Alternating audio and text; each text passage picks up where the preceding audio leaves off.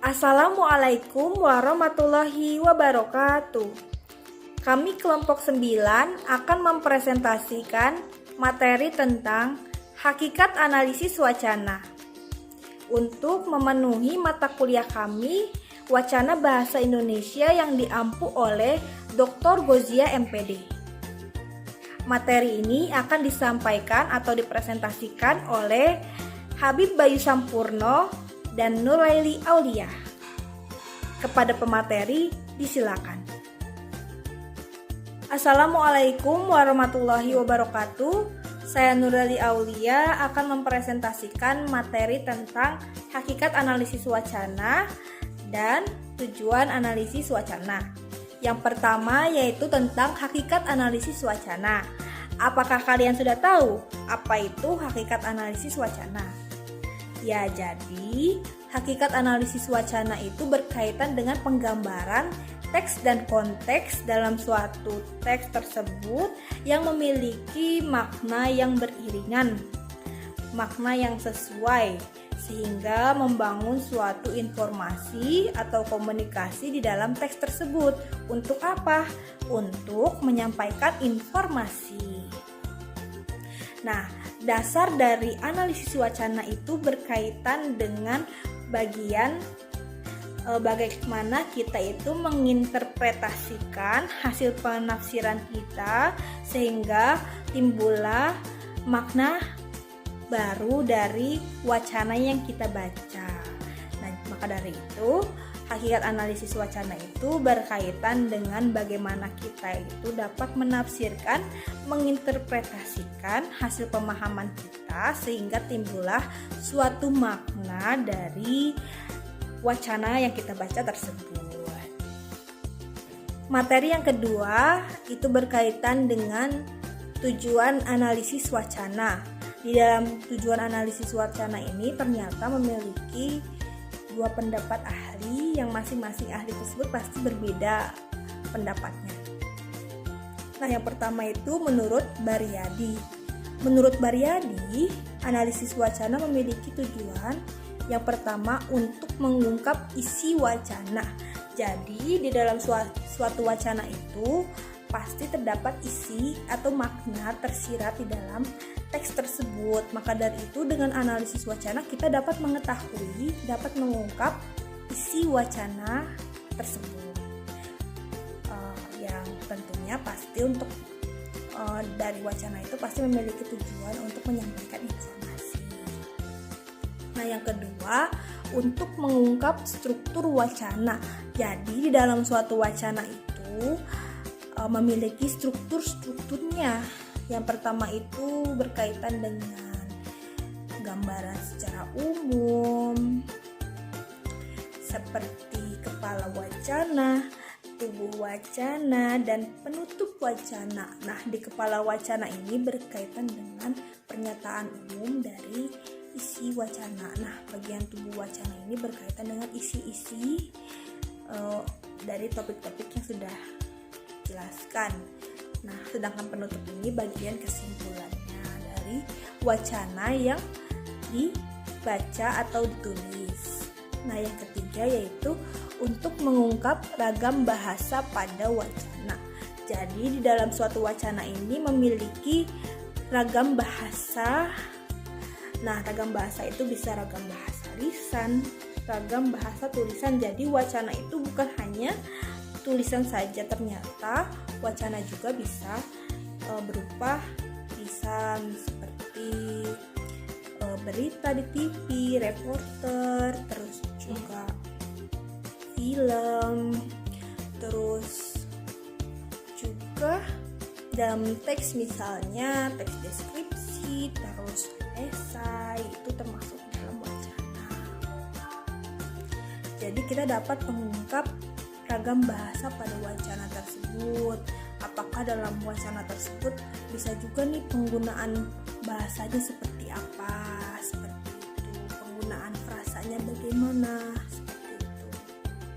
Nah, sedangkan menurut Mandia, ia menjelaskan bahwa tujuan wacana itu terbagi menjadi 3. Yang pertama untuk mengungkapkan kaidah kebahasaan yang mengkonstruksi wacana.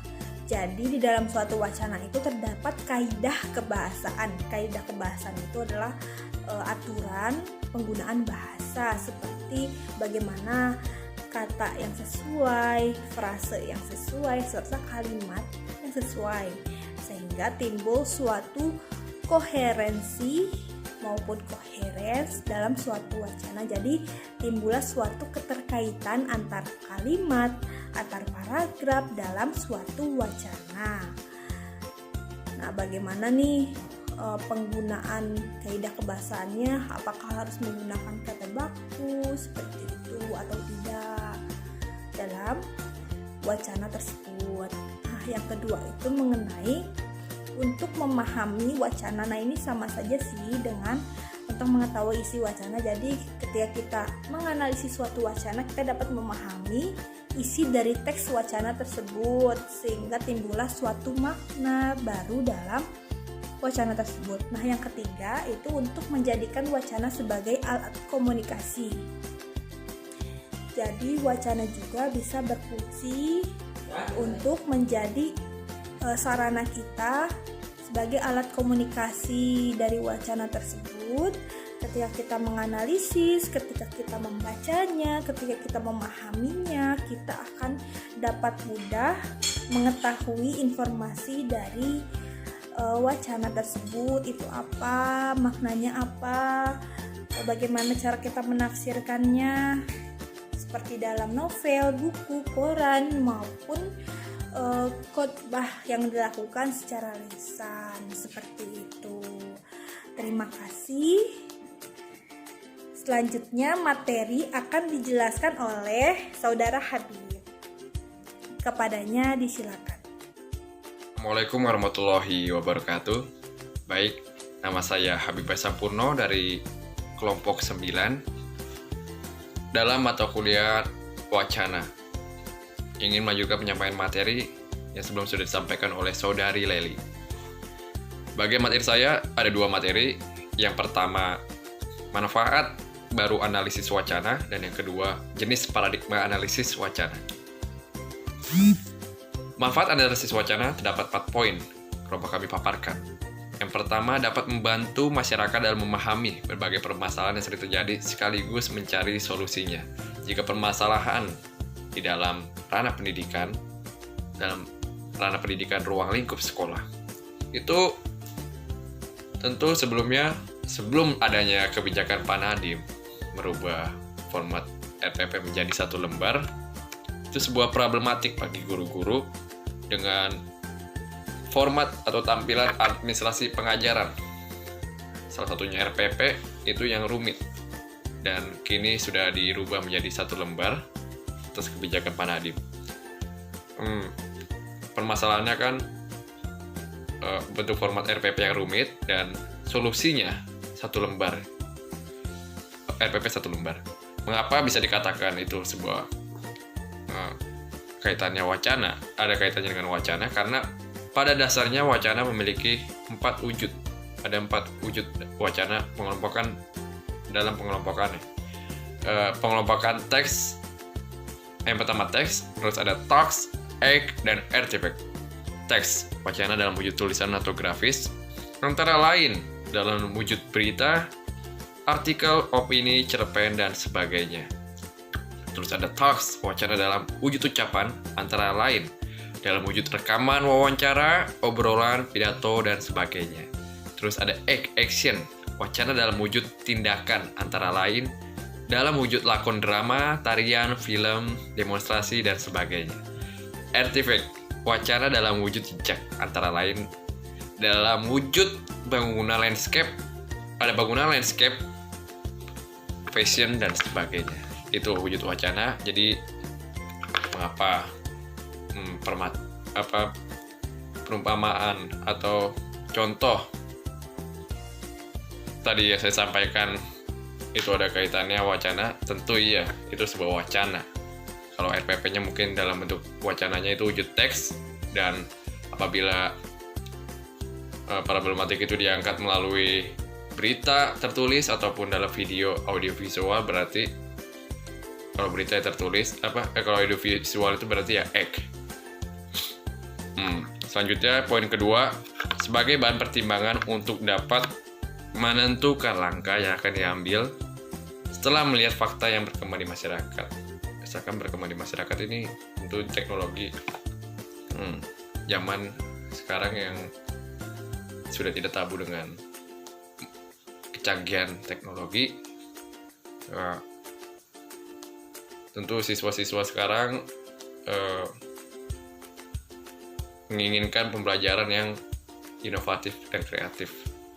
Misalkan pengajar yang kreatif ini, guru yang kreatif ingin membeli sebuah laptop, tentunya dengan laptop yang bisa memuat aplikasi-aplikasi yang bisa dimanfaatkan dijadikan sebagai media pembelajaran.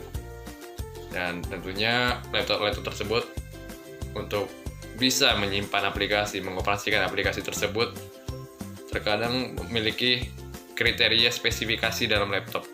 Itu menjadi pertimbangan. Setelah menemukan spesifikasinya, ternyata terdapat laptop yang memiliki spesifikasi yang sama, namun mereknya berbeda-beda. Dan itu akhirnya memiliki pertimbangan lagi, mereknya apa, dan juga bisa menjadi pertimbangan itu harga. Itu tergantung, ia memilih tergantung sesuai daya tariknya, yaitu tergantung wacana yang dia lihat, yaitu misalkan dalam brosur atau media iklan. Kemudian kajian wacana dapat mengungkap berbagai fakta atau idealisme yang tersirat dalam sebuah wacana guna mengetahui maksud atau tujuan penulis wacana tersebut. Bukannya penulis sebenarnya, intinya pembuat wacana.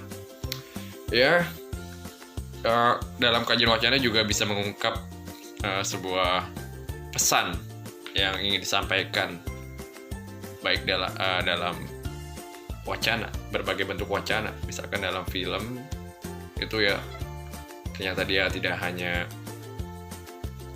menyajikan sebuah hiburan, melainkan ada pesan moral, baik dalam bentuk dialog ataupun dalam bentuk tanda-tanda lainnya. Dan juga misalkan yang sederhananya dalam iklan. Tentu dalam iklan itu memiliki pesan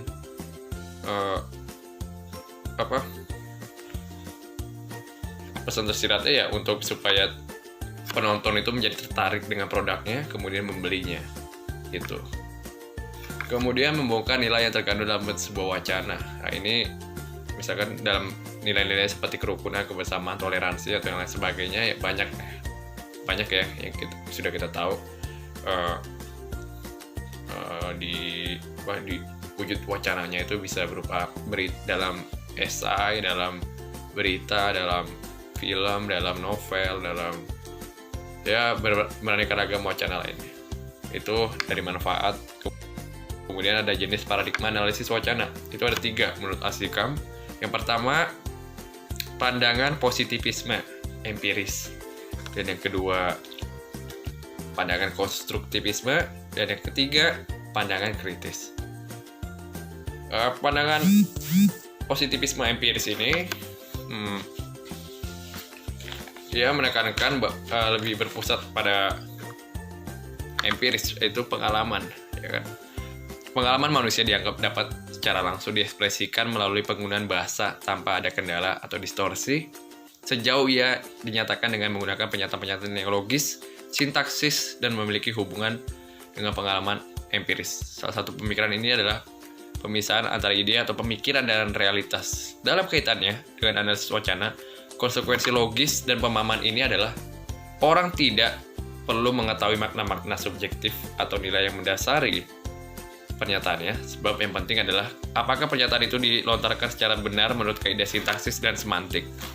Oleh karena itu, kebenaran sintaksis tata bahasa adalah bidang utama dari aliran positivisme tentang wacana. Dan juga wacana yang baik selalu mengandung kohesi dan koherensi di dalamnya.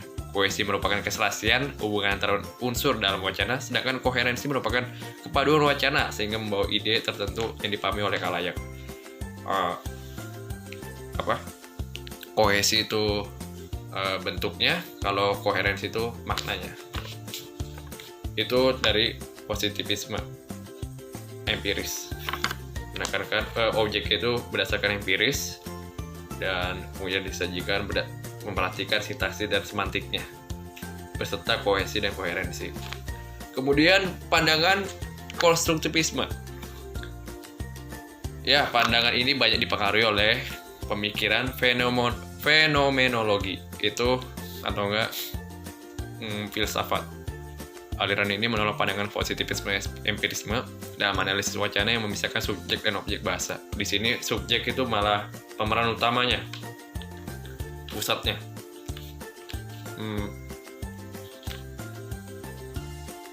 Karena subjek memiliki kemampuan melakukan kontrol terhadap maksud-maksud tertentu dalam setiap wacana. Bahasa yang dipahami dalam paradigma ini diatur dan dihidupkan dalam pernyataan-pernyataan yang bertujuan. Jadi intinya berdasarkan pemikiran, tidak harus berdasarkan pengalaman atau apa yang dilihat. Itu misalnya ya berupa imajinasi yang logis. Itu pada dasarnya konstruktivisme. Namanya juga fenomenologi kan, filsafat itu lebih kepada pemikiran.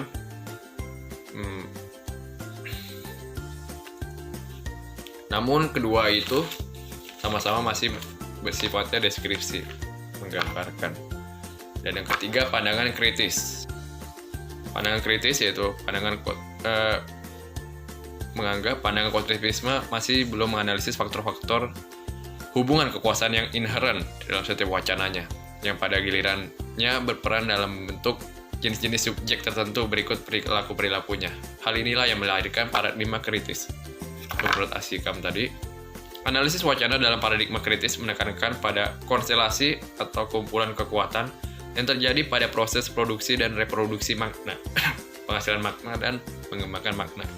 Individu tidak dianggap sebagai subjek yang netral yang bisa menafsirkan secara bebas sesuai dengan pikiran-pikirannya, karena sangat berhubungan dengan dan juga dipengaruhi oleh kekuatan-kekuatan sosial yang ada dalam masyarakat atau juga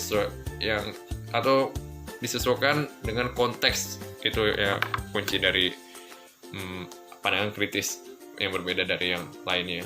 Dan dengan lalu bahasa dalam pandangan kritis dipahami sebagai representasi atau yang mewakili, berperan dalam membentuk subjek tertentu, tema-tema tertentu maupun strategi di dalamnya.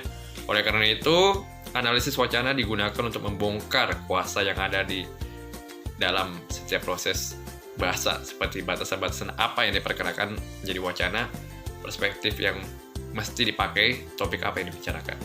Nah, jadi kalau ini tidak sebatas mendeskripsikan, tapi menghubungkan pada konteks, lalu menjadikan, yaitu kan membentuk sebuah subjek tertentu. Subjek itu ya berarti yang seperti yang di konstruktivisme, tapi dan juga membentuk tema-tema tertentu maupun strategi-strategi dalamnya, ya seperti praktiknya itu ya seperti dia yang saya sudah paparkan di manfaat analisis wacana, memahami permasalahan secara komprehensif, lalu timbullah sebuah solusi.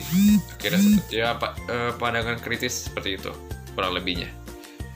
Baik, kurang lebihnya mohon maaf. Jika ada yang kurang jelas bisa ditanyakan pada sesi tanya jawab dalam sesi tanya jawab. Wassalamualaikum warahmatullahi wabarakatuh. Alhamdulillahirrabbilalamin, presentasi hari ini telah selesai. Terima kasih untuk teman-teman yang sudah menyimak. Terima kasih juga untuk Ibu Gozia yang telah memberikan ilmu hari ini dan membimbing presentasi hari ini. Semoga ilmunya bermanfaat. Kami kelompok 9 mengucapkan terima kasih. Wassalamualaikum warahmatullahi wabarakatuh.